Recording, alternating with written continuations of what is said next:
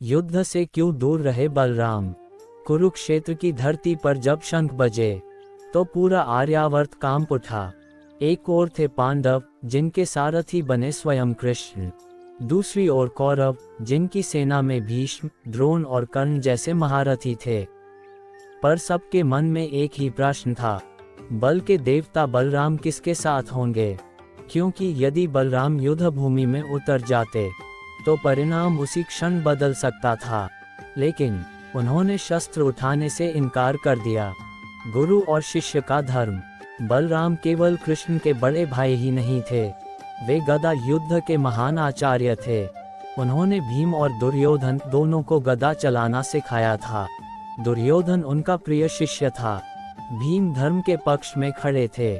यदि वे पांडवों का साथ देते तो अपने शिष्य दुर्योधन के साथ अन्याय होता, और यदि कौरवों का साथ देते तो धर्म से दूरी होती। उनका मन दुविधा में था।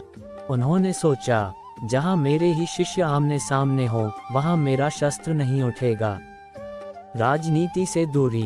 बलराम का स्वभाव सरल और स्पष्ट था। उन्हें छल कपट और राजनीति पसंद नहीं थी।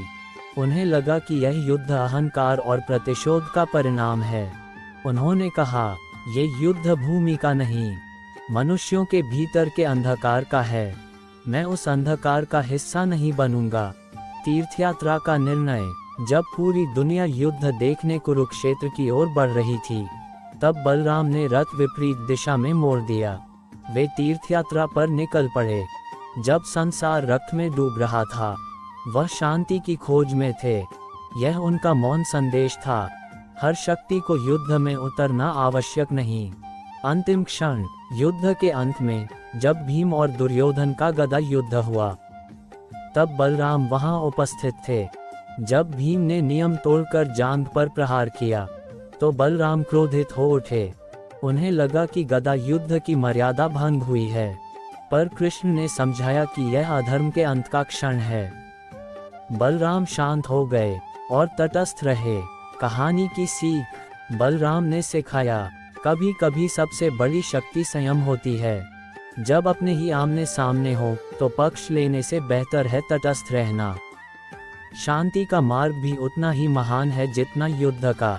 कुरुक्षेत्र में जहां सबने शस्त्र उठाए, वहीं बलराम ने संयम उठाया, और यही उनका सबसे बड़ा बल था।